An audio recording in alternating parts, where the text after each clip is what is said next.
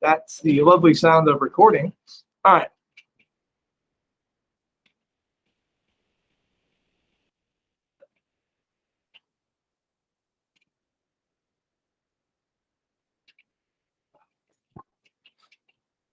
So close. This is right. Do you mind if I move up one so I can plug in my somewhere? Of course I will. Go ahead.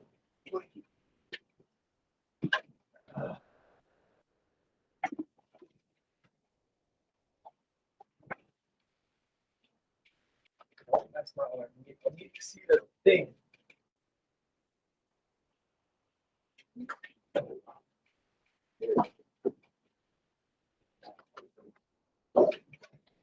All right. Okay, this is where we left off yesterday. Friday. It's all one big happy time for me. Who said? Yes, it's recording. Who settled here? Yes. Who? The Dutch. The Dutch. Okay, he raised. I saw a hand in my classroom. I was so excited. Okay. All right. Are you working? Oh.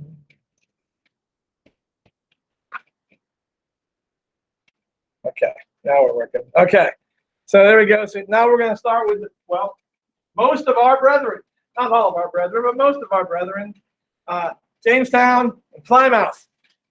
No, I know it's Plymouth. Don't correct me.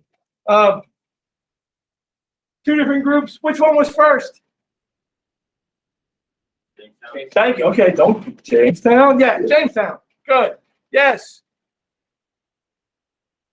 Can I be added to the group chat?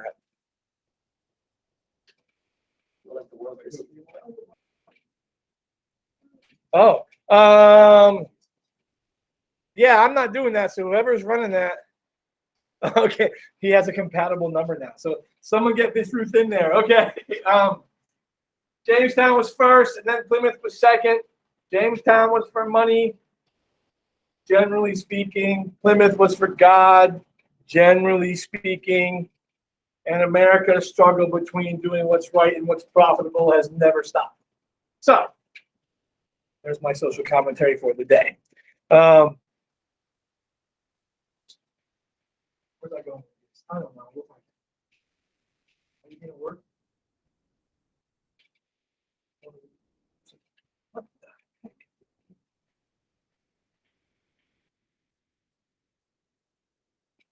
Okay, so 1607, the Virginia Company, the joint stock company, which meant that all the men here, 1, 2, 3, 4, 5, 6, because no women would have been involved in this because women, but they would go in and they would all put in their money and invest in the company. Now, the downside to that is, well, the profit is shared 6 ways. The upside is that if it's a disaster, the loss is divided 6 ways. So your risk is less. And that's why they did this. Another reason they did this is so that the queen, Mary, could save money. So instead of her fronting the whole endeavor, I would say kit and caboodle, the whole endeavor, the cost can be mitigated amongst others. That money can be saved. I have one more. Oh, okay. All right. And plus, these people could then go and kind of do what they wanted with less direct influence and pestering from the queen. So we land in Jamestown. The Puritans land in Massachusetts. The people who landed in Jamestown, all guys, all middle class, not a farmer to be had. They went looking for money and gold.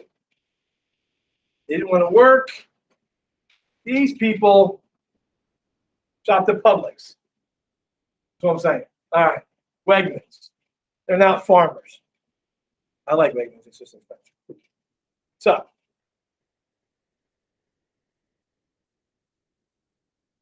here's your lovely idyllic scene of, okay, 1664, the English took the New Netherlands from the Dutch.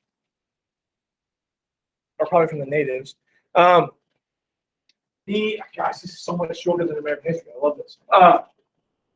This gives them control almost of the entire Atlantic seaboard by now. Unlike the Spanish, missionary work is not the British motivation. It's about profit and mercantilism. Yes, Puritans go to Massachusetts. Yes, Quakers settle Pennsylvania. Yes, there is the colony of Maryland becomes a safe haven for Catholics. But they're not coming to convert. They're coming to get away from a situation. Coming to get away from a situation and move to a better situation. It's self-preservation, and all of them, not going to miss these, want to make money. So there they are, 13 colonies. This person left off what is now Maine, but just so you know, Maine was part of the Massachusetts colony, so it was that big. Anybody know why Georgia was created? All right, flex all. What you got? It was to protect the English colonies from the Spanish. Okay, one, it was a buffer. It was a 13 colonies Poland. What was another reason? What types of people were settling in Georgia? Yes. People that were jailed. It was kind of like Australia. Oh, okay. Sort of like America's version of Australia. It's where the criminals went. Mainly people who you could go to jail back in the day for being in debt. There was debtor's prison. So yeah. It is also worth knowing that of the two Carolinas, because when this was formed, it was just Carolina. North Carolina was pretty riff-raffish. Pirates dug North Carolina. People running from Virginia and South Carolina settled in North Carolina. It was pretty much Fort Lauderdale for colonial America. All right. Also, Carolina is from the Latin Carolinus, which is Charles. So the Carolinas are named for Charles I. That's just useless information. If you're ever on Jeopardy, who knows? All right. English colonies engaged in trade, farming, and then cash crops. But again, all of these are economically motivated. Farming is sort of a misnomer. You are going to make money farming, obviously. But when you see cash crops, its sole purpose is to export and to sell. When you farm, you're going to keep some because food is good. But these are grown to sell, specifically to sell. Like you're not growing tobacco to smoke, you're growing tobacco to sell it. You're not growing cotton to spin it. Initially, you're going to sell it to somebody who will spin it. So England's a little different. Trade, farming, cash crops. There you go. And then this is a lovely little picture. I don't know the scale, but just looking at the little dudes, you understand where most of the people live. Up north, in New England. That's right. The part that wanted to leave America long before the South. New England colonies wanted to secede from the Union well before the South did because they knew the New England colonies were sort of like the Barcelona of Spain. They had all the money, and they were tired of carrying everybody else. That's what they thought. Anyway. All right.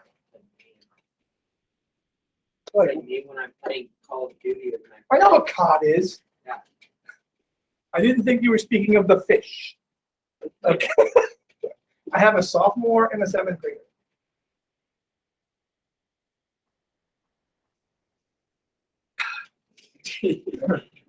All right. Quebec. That's right. QU in French is a K. Don't Quebec me. Or Illinois or Des Moines. Just get out. All right. And then Nova Scotia, which is a fancy way of saying New Scotland. Okay. The French had established, slow down, had established settlements there. in Nova Scotia and Quebec after, Leif Erikson and the Norse people. And they were also traders, not looking to colonize like the English. So their relationship with the natives was significantly more or less better than with the English. Oh, lovely. I can draw that. Okay. 1701, the Great Peace of Montreal saw Iroquois join the French. And they did this because they could make money. And the Iroquois saw the advantage in trade. They saw that the French weren't there to take land. And if you're a Native American, or Native, or Amerindian, as they call them in the Americas, what's the big deal about them encroaching on your land? Or the land? You're a Native American, what's the deal? Who cares? They're going to give you money or stuff for the land. Why is it a problem that so many British are coming? Like their land, or it's like their home basically. And No, I'm listening. I'm just listening. I didn't know if that was it. Say like, Okay. I'm always said that like their land, like their gods or whatever. That's supposed to be their land. Even if they don't own it, they're supposed to protect it. Ah, okay, that's significant. There is no such thing as land ownership in Native American culture. They're in these Native American cultures, they're stewards of the land, making sure it's okay for everybody else. So the fact that the British wanted to give them money for stuff, they're like, okay, it's not my land anyway. I'll take your money. But they kept taking it and taking it and taking it. And that may be an important part, but they lose hunting ground. And they want to eat. And that's the bigger deal. So here are our empires. Whoops. It's a lag today. Okay. Here are our empires. The lines are contested land. The red is Spain. The green is English. The pinkish is French, or whatever up there is French. It's contested there, blah, blah, blah, blah, blah. The Portuguese, what's left of the Dutch, Russia. And we are about to fight, well, the French and the English are about to get involved in the 7 Years' War that lasted 9 years, that we in America call the French and Indian War. It is argued and believed to be the first world war because by now France and Great Britain, England, have different lands and different holdings in different parts of the world. So they all come into contact with one another. As you can see, Eastern Europe is under conflict. The Ohio, from the Mississippi River east, and then in India are all areas of contested or areas of conflict, which means that one person holds it and the other person wants it, or two people are trying to get it. Regardless, there's conflict. We all know who won. England won with their Native American help. The French lost with their Native American help. Because Native American groups saw an opportunity to go after other rival Native American groups, or, in the case of the Iroquois, get the English off their land. Questions? Anybody? Questions? No? All right. Continuity and change in economic systems. Ooh, dun, dun, dun. It's an HTS. It's one of those things. It's a theme. Continuity and change. Not quite sure if that's a fancy way of saying compare and contrast, but more things changed, more they stay the same. Before we even go anywhere, start thinking about, okay, so what economically has not changed? That's rhetorical. It's rhetorical. So what economically, through all this exploration, through these conflicts, through those 5 basically European countries just laying claim to the world because if you have a flag, you have ownership. What hasn't changed economically? And then obviously what has, and so the types of economic activities aren't really going to change. Their markets are. Who's going to dominate trade is going to change. The influence of the East is going to change. So we're all still doing the same thing. No one's industrialized yet. So everybody is still farming.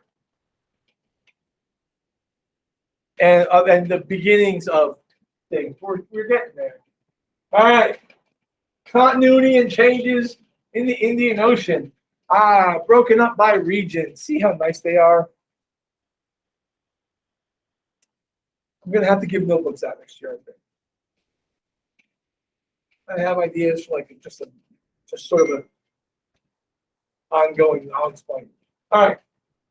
So here are your trade routes, as you can see. I'll bet you it's going to be color-coded here, or it might not even matter. This is the earlier route. Remember, smaller bodies of water, more easily navigated. Most of it, as you can see, is relatively close to the coastline, or at least following different currents.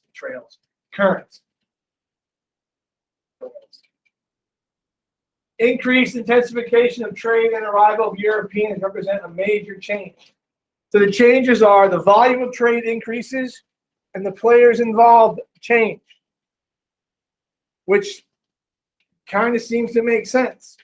As more countries join this, the volume should increase.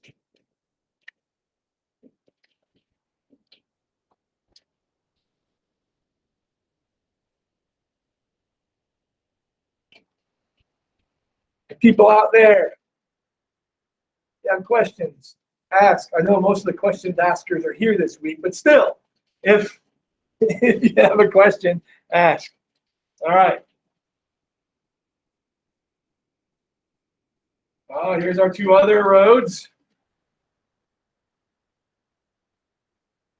European explorations did not entirely obliterate, but that's a fancy word, obliterate, destroy, and ruin old trade networks. But, so from a continuity standpoint, the three old trade networks still there. Still the Indian Ocean Trade Network, there's still the Silk Road, there's still the Sand Road. The Desert Road, whatever you want to call it. Those are still there. What's changed in the Indian Ocean was players and volume. Well, how are the events of this 300-year period from 1450 to 1750 impacting these two trade routes? And this is not rhetorical. Okay, trade shifts west, so that's true. Okay, that is a correct answer, but that is not a full credit answer. But that didn't answer the question. You understand that? What was the question asked? This is just, I want you all to start looking at the question and answering the question. What was the question I asked?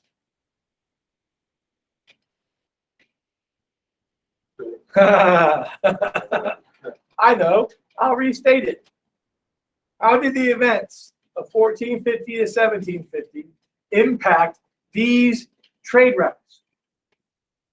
So saying they went west is not factually incorrect, but how does that tell you how these are impacted? That would make sure you understand and you're answering the question specifically. Yes. I don't know how Don't say that. Just answer.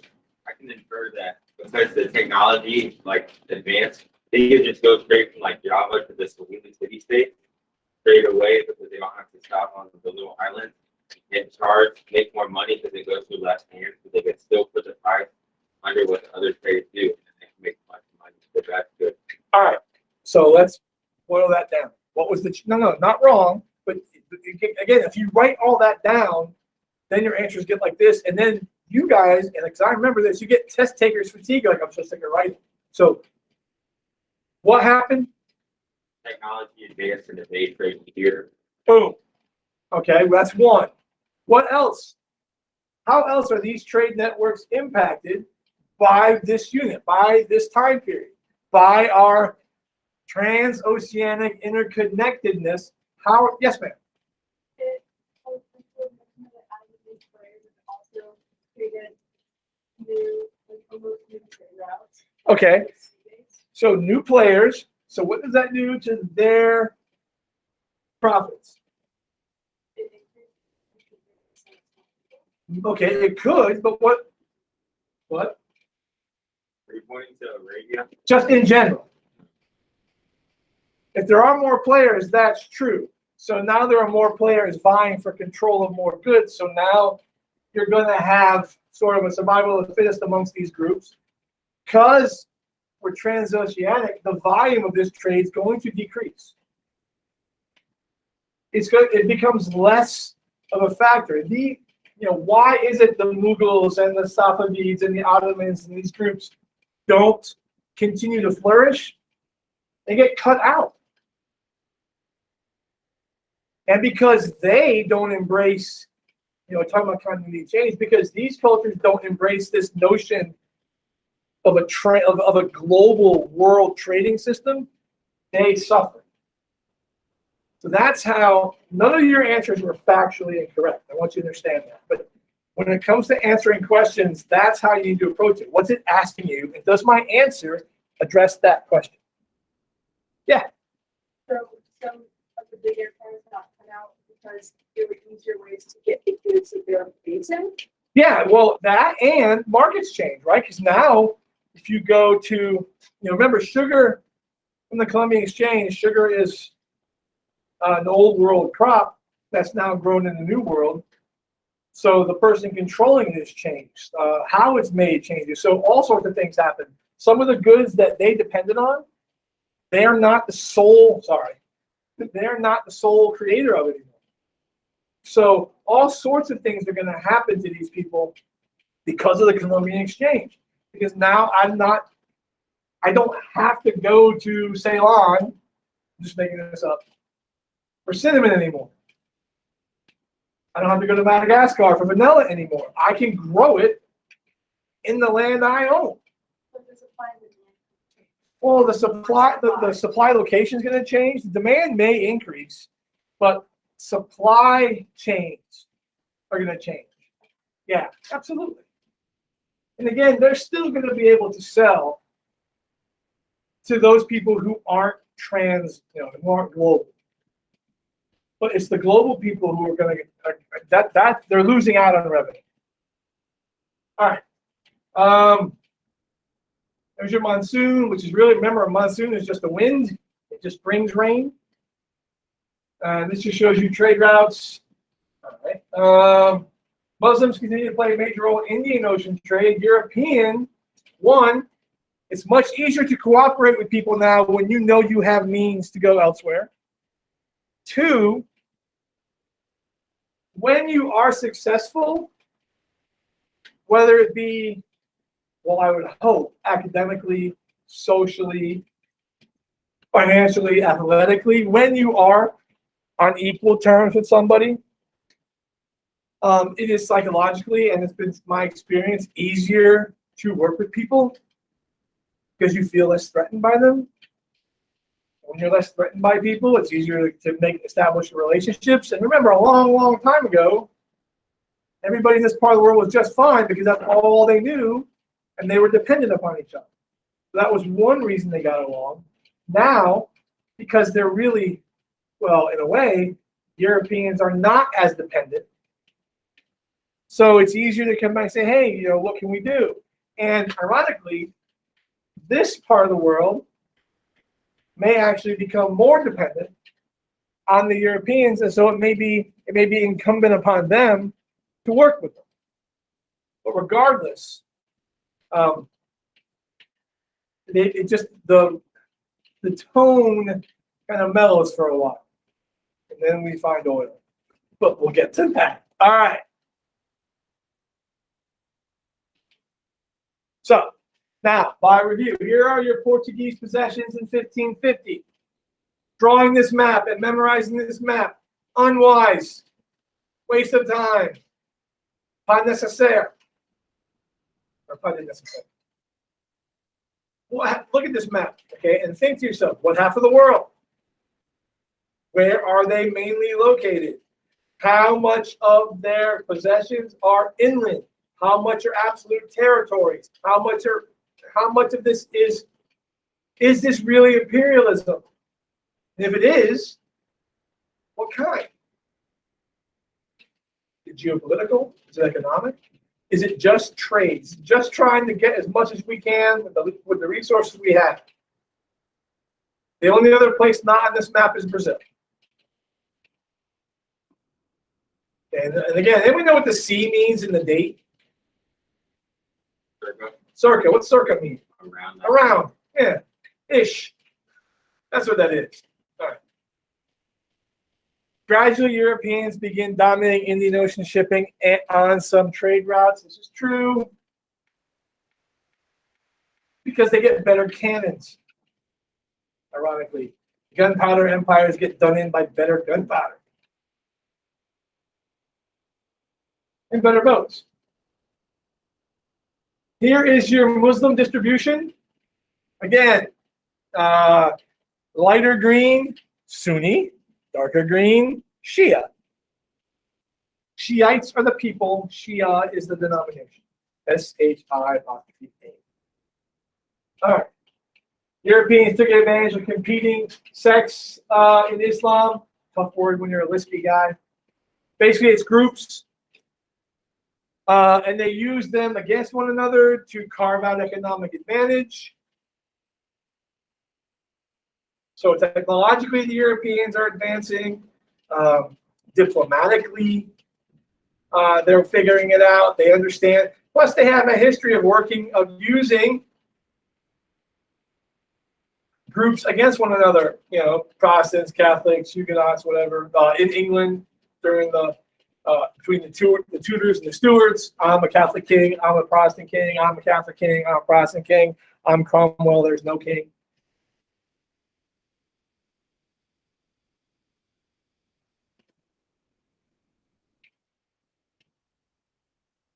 The Portuguese relied more on naval power rather than religious or ethnic ties. Again, Portuguese, military, naval superiority. They made a sailing university, college.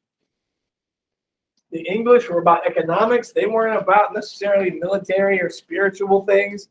You know, the only really gold, gospel, and glory group out of the whole bunch was the Spanish. The Dutch were all about the money. Portuguese were this to make money. So only the Spanish truly had that three-pronged, lack of a better word, attack on development. Whew. I'm just looking at the slide over here. All right. They want to, that's great. Yeah. Basically, okay. They won battles because they had better ships. They're going to win battles because they had the best navy at the time. All right. And because the Chinese weren't bothered by them. The Chinese didn't care. They pulled in their reins. They were just being China. Had China been out there like with Zheng He and the others, then things may have been different. Continuities outweigh changes. So basically, in the beginning, those in power stayed in power. Trade worked the same way. You collected fees and taxes for trade routes. Ports, religious, ethnic ties were significant. So history played a part. Who'd you work with in the past? What are the religious differences or similarities? Nothing much changes in the beginning, which historically, commonsensically makes sense because status quo is good for business.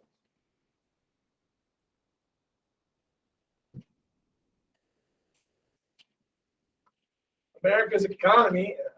This example is going to come up a lot. America's economy has grown to be the largest in the world because we haven't had a revolution since the only revolution we've ever had.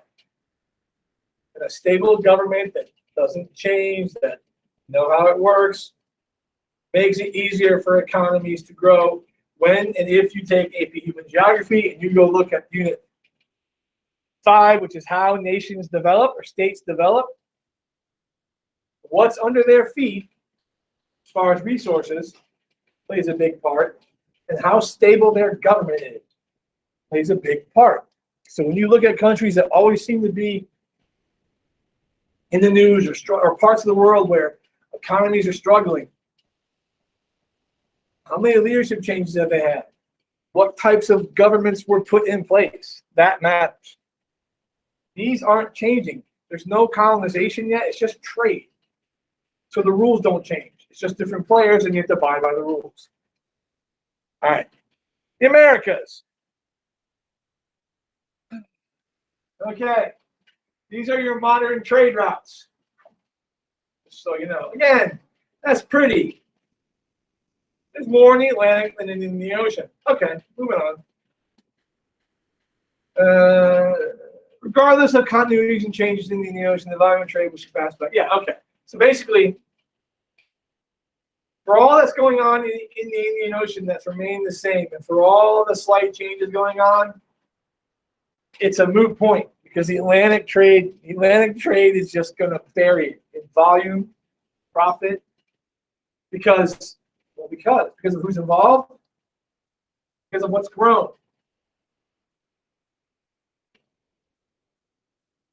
People like being clothed. All right. So here's our world again. Again, remember, this map is wrong. All maps lie. The Atlantic Trade Network included economic interactions of North, South America, Africa, and Europe. So because of where the ocean lies, or because of Pangea, everybody is in contact with the Atlantic Ocean. So everybody's going to benefit from this trade. You already know the triangle's coming, so just prepare yourselves for the triangle. I'll taste away. All right.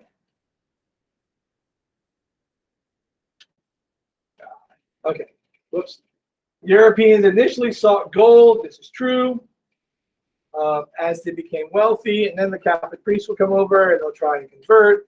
Then they realize that looking for gold is going to be a problem when all they're taking on the ground is silver. But as luck would have it, China loves silver. And China wanted the silver. So that got them an in with the Chinese. Something tells me that's not how anybody looked. Just going to go out on a limb here and say that's not how anybody looked. All right. But that's okay. At least it's a well, and you can almost assume that this is not a painting from the 1500s because it depicts the natives in a much more nicer way. Man, word state. I'll talk pretty one day. All right. Hispaniola, India. Well, so we thought. In 1492, he saw gold in Hispaniola, island of the Caribbean where he first landed. But gold is rare in the Caribbean because geologically not mountainous. I don't know. I mean, I know it's a seam, and I don't know what chemicals have to come. I'm not a geologist. I don't pretend to be a geologist. I don't know what chemicals have to come together or minerals to form gold. But you're not going to find it in the Caribbean.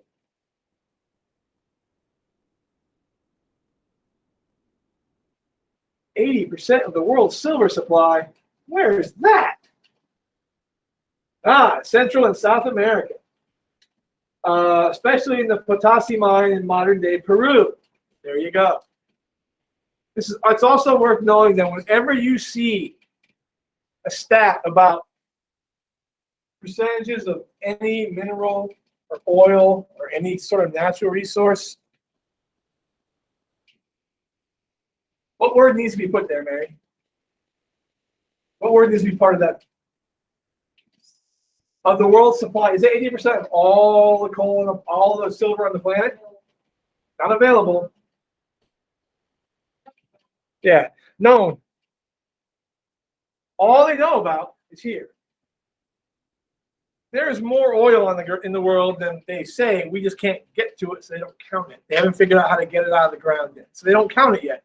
There are reserves, there are known reserves, and there are like the word's not believe, but there are places where they're pretty sure there's oil.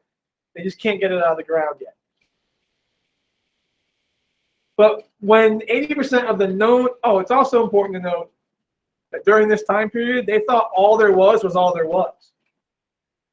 So that's all the silver there is in the world. And if I'm Spain and I have 80% of the world's silver, it means there's only 20% for the rest of you. And they believed in this concept of zero-sum game, that all there was all there was, and when it's gone, it's gone. So there's only so much gold, there's only so much money, there's only so much anything. And if I have it, you don't. And I win, and then I get to dictate terms. So this is all part of this whole mercantilism thing. All right. What do I do? Okay. Oh, another map of the world. Why not? The new world silver became the global metal of exchange, traded for spices, silk, and look, other commodities. There's my word from Friday. So silver becomes the standard. The silver standard. Who did have lots of gold? Historically. Yeah. That Africa, what guy? You're the African guy. Mansa Musa, that's right, yeah. So much gold, he dropped the value of gold. That's a lot of gold. All right. Oh, that's pretty. That's a 19th century painting. Anyway. Come on. Okay. Conquistadors often received land from Spain and developed hacienda system focused on agriculture and production of cash crops. It's, I'm going to assume, analogous to the plantation system to which the American South is familiar. Large plantations, huge tracts of land, growing some cash crop to make lots of money for the king of Spain.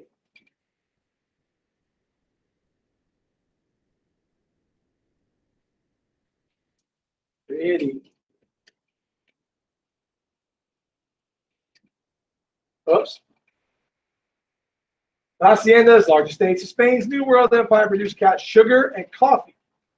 So their crops were sugar and coffee. And for some people, they go together. I'm from Connecticut, which is a New England state. And if you go to a Dunkin' Donuts in Connecticut and you ask for a coffee regular, it's cream and sugar. So if you say I want a regular coffee in New England, first you gotta go to the Dunkin' Donuts, which is like wicked fat. All right, and you go, yeah, I need a coffee regular. Me and my friend Tommy here gonna go crush some bricks. But yeah, coffee regular is cream and sugar. All right. Wicked fat. Love this word. Geographically, Caribbean. Disney, Caribbean. You don't say Pirates of the Caribbean. Who says Pirates of the Caribbean? Nobody. It's Pirates of the Caribbean. Same thing. All right. It's also the greatest Disney movie ever made. Live action. It's the greatest live action Disney movie ever made. The very first Pirates of the Caribbean. Change my mind. Okay. What? You've never seen it? I've seen like clips and stuff. I don't think I've ever watched all of it. Oh yeah, we gotta watch. Oh yeah, we're so picking a day to watch that. It's in my movie vault. Yeah, the whole top tray, the whole top cabinet is just films. Yeah. Plus, I got Disney. It's not Disney Plus. Yeah, It's got Disney they're all Plus. Disney. I got that too, so we're good. 2 nights ago, I almost binge watched all of WandaVision. I didn't know. I've got 3 left. It's like I gotta go to bed. All right. Caribbean, England, France, Spain, and the Dutch held Caribbean islands, sugar plantations, and they competed with each other. You cheated, pirate. On the global market. Almost finished for today. How about that? I'm stopping at 4.4. I didn't think I was going to make it. All right. That little tiny spot is where most of the slaves went. Most of the pirates went. Well, there in North Carolina. I love that about us. The pirates dug North Carolina. All right. Oh, wait, there it was. Oh, you're still writing? I see you. Okay. There it is. Now, here's your triangular trade. And there's lots of, what kind of triangles are these? Anybody? What kind of triangles are those? Sausage. So what I hear is every answer with a question mark. So you're all guessing. Okay. All right. Just asking. Okay. Slaves, there's your middle passage. Slaves to the Americas, livestock and grain here. As you can see, if you couldn't grow it, you traded something for it. All of these things are commodities. Where do you get molasses? Lots of moles. Okay. No, The Caribbean. oh, how do you make, what's it from? Sugar. It's just processed sugar. Yep. Molasses. Molasses. All right. What's that? I said, I feel like they could have processed it better to taste better. Well, it's not, well, there's only a few, I can think, only a few reasons to use molasses, and most of them are in cookies. All right. Rum, which comes from what? No, barley would be beer. But all alcohol is organic, is great. Yeah, sugar. Thank you, Mr. Hood. Make sure to tell your father you know that. Yes, I heard YouTube. I saw. Yes, sugar. Huh? Okay, that was a very good save. Shouldn't it taste good? Like I've had it before, and it's awful. No, it's sweet, but it's still fermented. Like I mean, not fermented. It's still distilled. I mean, it still has that alcohol quality when you're on 21. Please, I'm not gonna not say that. Look, I was in high school. I'm not stupid. Yeah, it's gonna taste different than like beer is barley, hops, things like that. Vodka was originally potatoes. Now you can make it from rice. Sake is rice. Juniper berries.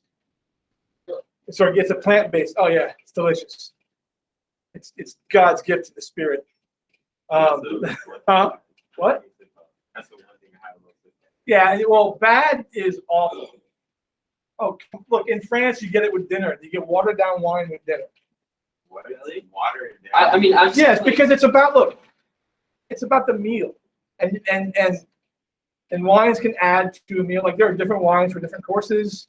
There are dessert wines, appetizer wines, there are aperitifs. There's it depends on what you're doing, and it's gotten to that point now with beer. You can have different beer. I mean, anyway, but and then corn is what's used for like mash whiskey, like Jack Daniel's is a corn-based alcohol, and then Scotch or wheat-based. Anyway, because you got to think about where they come from. So where they come from is what they're going to use. Again, there's a book called The History of the World in 6 Glasses. It explains how the world was shaped by 6 drinks: wine, coffee, tea, rum. Because rum's what kept the sailors not alive, but it helped get them through. Coca-Cola was one. That's a really interesting chapter. Anyway, yes, wine is grapes. I know, and beer was an accident. Beer was an accident. It was yeah. Anyway, all right. Bunch of leftover grains sat in an urn in ancient Egypt, and water and time and heat eventually fermented it. All right. Plus, everybody back then drank more wine and beer than water anyway because it was safer. Because it had been boiled, so it's safer. All right. Nice digression. Okay. The triangular trade, we know this. Name for the triangular settling patterns connected Europe, Africa, and the Americas. What you needed came from different things. The raw goods you'll get more into in American 1. Basically, everything that was grown here belongs to England because that's England. And the only people you could sell to was England. And England puts all sorts of limits on their stuff. That way, England takes all the raw materials, the lumber, makes furniture, and then sells it back to its own people at a higher price. Mercantilism. Okay. Slaves, sugar, fish. Trout? No. Salmon. It's like salmon. It's not a piranha. Piranhas are short and fat. It's not piranha. Don't judge. All right. And then money. American sugar, rum. Oh, that's a cod. Oh, well, the cod are up here. Obviously. Okay. Yeah. That's up north. And And then those would go to Europe in exchange for silver. The silver would go to Africa in exchange for slaves, and the slaves would go to America. And that's an oversimplification, but that is one easy way of looking at it. What somebody wants, they're willing to pay for with something that they have in ready supply. The money's coming from monarchs. Remember, there's very little. I mean, there's some private ownership, like in Italy, because you have different states. But most of this is countries buying these things. All right. Oh, speaking of monarchs, lovely. No, that looks pretty Dutch right there. European nations developed economic system called mercantilism. I've already been talking about this. See, we can skip this.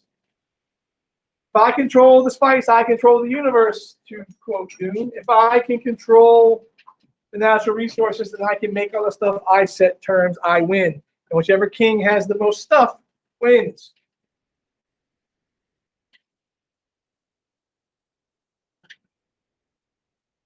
Back to Charleston.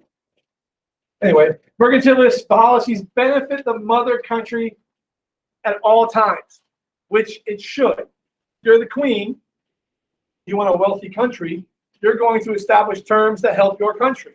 That's why everything you bought in a colony originates from the empire. You buy local.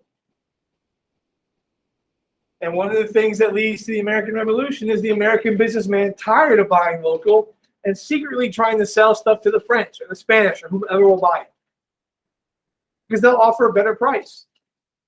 England is going to undercut you. You try to work out a deal with your parents, they're going to try and skim all the time. I know. Dad, can I stay up? Can I play till 11? 9.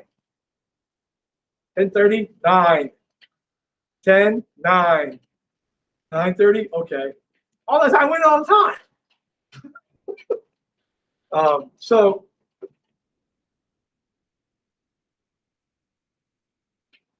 I'll usually go to 10. Oh, slaves, okay. Continuity and change in labor systems. And then this will be the last part for today, 5 slides left. Well, think about it. In colonization and early proto-imperialism, which is what this is, who's the labor system at first? The natives, the native population. Thank you, Sam. The native, remember, you can talk, I can hear you. It's better that way. By the way, last Friday, the acting principal sat there for like 15 minutes trying to figure out what was going on and who I was talking to. Some of these voices were coming from beyond, and I was talking to the TV, and I think he got nervous. But Miss Dool is back today, I believe. Yeah, I saw her. So the natives were first.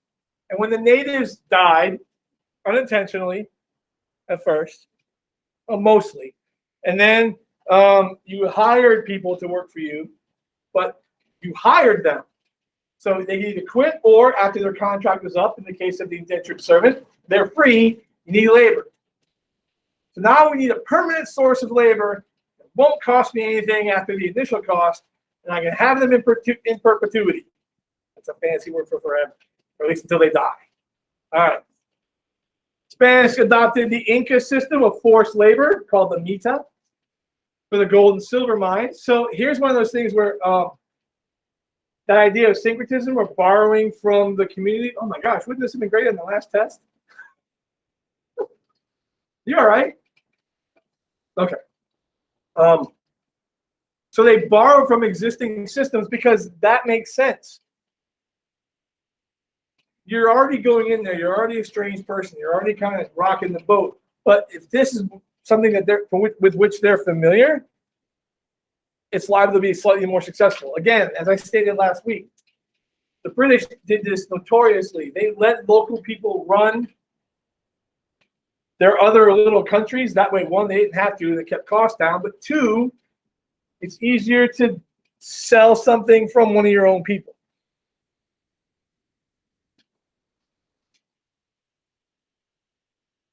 Cutting off a foot, I see. MITA system required young men to devote themselves to public work projects for low wages. Coerced labor system. Well, imagine that. Okay? That's like in the movie Blood Diamond when you stole diamonds, short sleeve or long sleeve. They cut you your wrist off or your whole arm. Oh, I have heard of You that. stole diamonds too.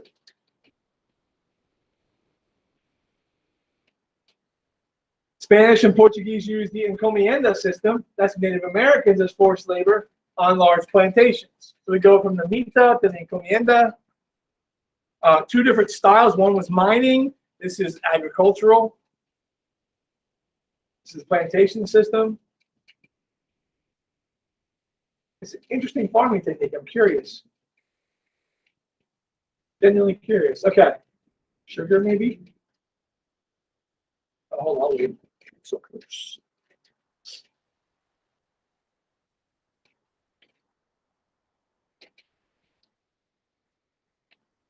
The encomenderos believe they own the natives that lived on their large land grants. What's that analogous to? Owning the people that live on your land. Like the people come with the land. Yes, serfdom. Which makes sense because they're coming from Europe that has a history of serfdom. So again, a little continuity and sort of cultural continuity there. And they had forced labor and tribute from the natives. I volunteer as tribute.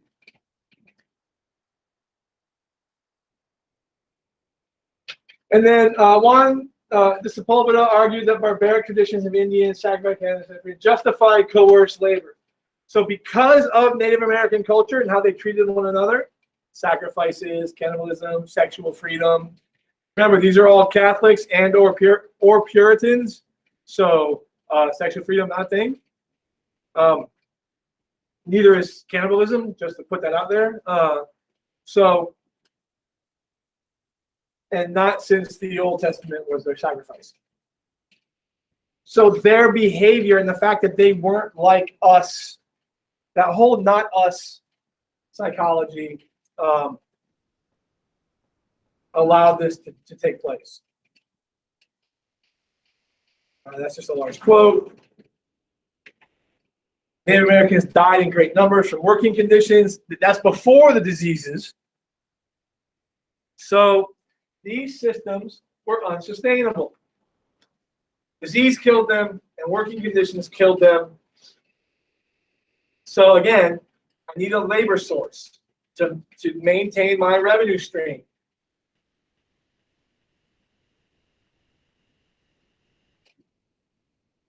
I think our next person is Bartholomew de las Casas.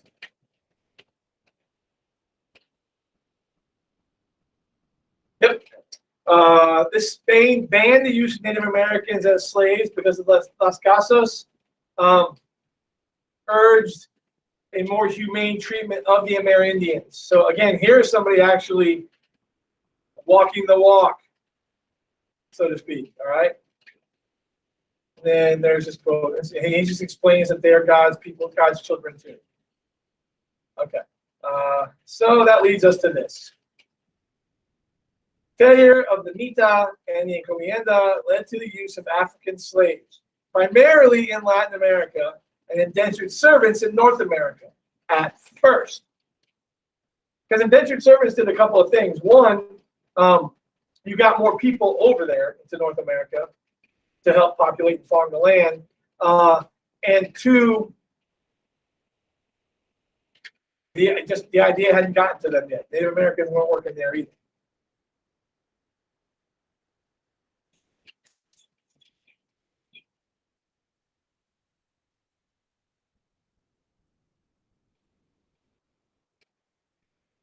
Again, there's your etching of slaves, a long passage that you can read at your leisure later. Here is your route. This just gives you by arrows showing you the amounts of the percentages of slaves coming from Africa. 50% of slaves coming from the west coast of Africa go to South America, 42% to the Caribbean. So over 92% of all the slaves go to two places. 6.5% go to the United States, another 1.5% go to Mexico. That's 8%. That's 100%. Now, there are other slaves going other places. This does not address the African slave trade to the east, as I alluded last week. Muslims still trade slaves. Slave trading has been going on as long as there's been people and losers in war. But a couple of things should jump out at you. One, where most of the slaves went, which leads you to the conditions. And then also, Portugal and Spain. That's everybody. So it would be interesting to see the breakdown of which islands got what percentage, British islands, and then what the attrition rate is.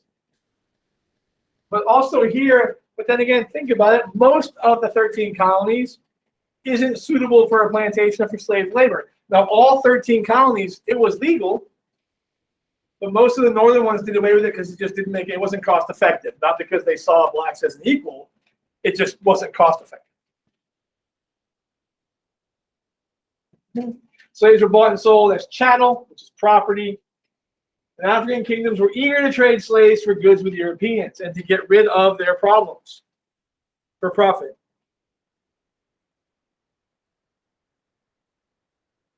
As I alluded either in this class or my regular world history class, there are civilizations that we'll never know about because they were all wiped out, either killed or sold, and then died. So killed. And then these are all your different African kingdoms at the time and empires at the time and cultures and groups. African economies focused on transatlantic slave trade.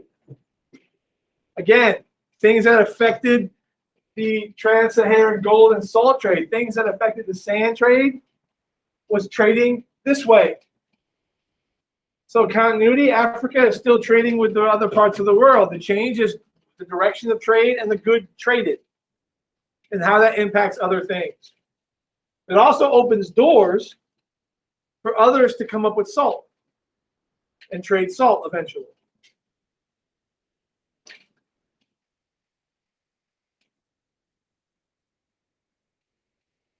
This is one of the many slave fortresses on Africa's slave coast.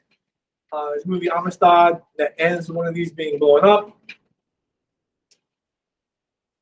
And then conflict increased in West Africa with military states. Yeah, so again, because they trade for weapons, they can go get smaller states, conquer them. Their empires can become larger at the expense of smallers, and those people are all sent to the Americas.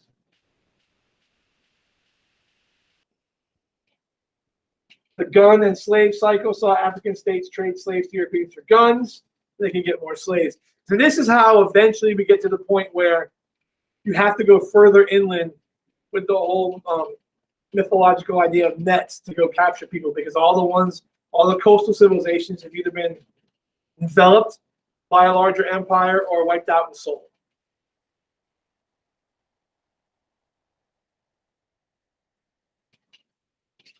By 1650, the Akan people of West Africa's Gold Coast united to form the Ashanti Kingdom, and they end up dominating these gold and silver trade in the region. Not possible without investment from Europeans to arm them so they can go and remove competition.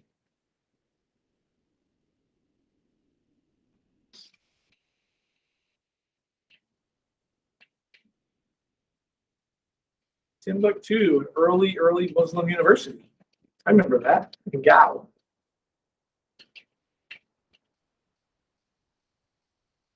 Then should be finally almost. Kingdoms of Dahomey, west of Gold Coast, and Benin on the slave coast also became major slave partners with the Europeans. And again, if you start thinking about the news and about the countries in Africa that never seem to get on the right kind of footing, think about what they've been dealing with since the 1500s. You know, Haiti had the only successful slave revolt in history of mankind. Like full on remove the government slave revolt for freedom. But without an educated population, who's going to run the country? And so Haiti's never been able to catch up and get on its feet. That's just the ubiquitous slave ship packed in, allowing for loss. You overpack to allow for loss, so that your quota makes it back to the colonies. African slaves brought in the New World in the Middle Passage, first by the Portuguese, then the Spanish, Dutch, English, and French. Again, why write that word for word? The 5 major players all brought slaves over. So that's just one example of the type of conditions. They wouldn't move the entire trip. Maybe come up, maybe depending on the ship, get a little air. Food, I don't know how they were fed to be passed along. You lay in your own filth and hope you don't die.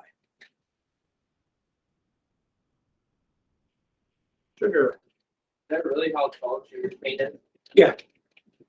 African slaves worked the cane plantations in Brazil and the Caribbean. Life expectancy was 3 years. Hence, 92% of all slaves going to the Caribbean and to South America, because the attrition rate was so high. It's hard work. It's mosquito-y.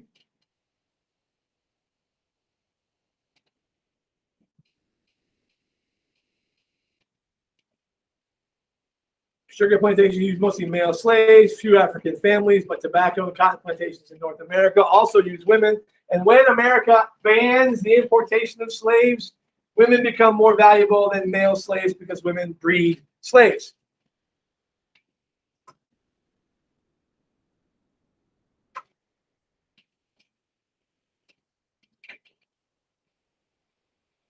English colonies in North America relied on indentured servants from British Isles, mainly Ireland and Scotland, and the German states. Germany doesn't exist yet. I hate when slides do this. Sorry. This bothers me. Germany doesn't exist yet. Dead.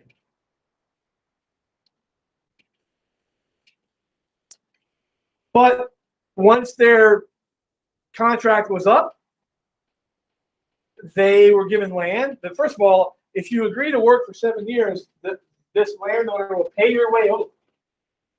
And you and your family can come over. If you work and if you survive for 7 years, you were given a piece of land for you and your family. So for somebody, remember dealing with primogeniture, I can't remember the whole word. The idea that the eldest son, firstborn son, gets all the land for everybody else, this is a great opportunity. If you're a peasant and you're in Ireland or in Scotland and the British have your land, this is an excellent opportunity. Yes, I will work. I will give you 7 years of my life for this opportunity. And ideally, that's a good thing. Some died. Some people were a little less unscrupulous, and they knew that this person was signing with an X and couldn't read. So, 7 years. No, 1 more year. No, 1 more year. You signed a 10-year deal. But by and large, 7 years and you're free, and you got a decent chunk of land. And there's an example of a contract, and there's then work in the fields. In the end of servitude, 7 years, assuming they survived, they were free, and in some cases given land.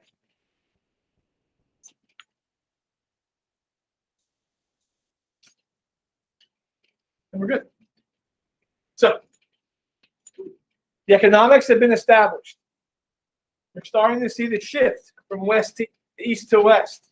You're starting to see those old established networks, those old established trading empires and other empires really begin to suffer. And you start to see the Europeans, because of the benefit of history, technological advances, their own innovations, the plague was beneficial, the Crusades, everything that happened before allows this to occur.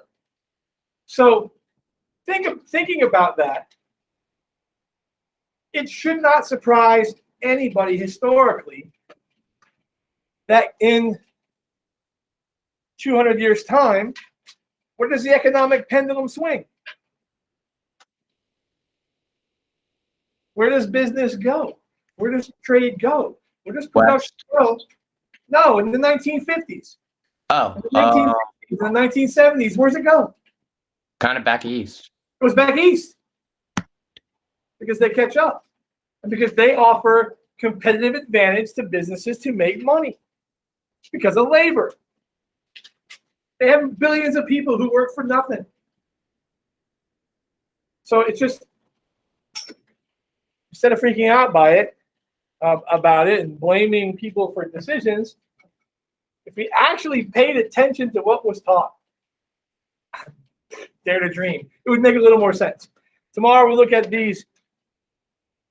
We'll look at how, now that they have their economic machine in place, how these empires begin to develop and how some rise above the rest and some fall. And that's all for today. If you have any questions, I'll be here. I'm going to stop recording. And then, as you can tell by my rocking back and forth, I'll be right back. All right.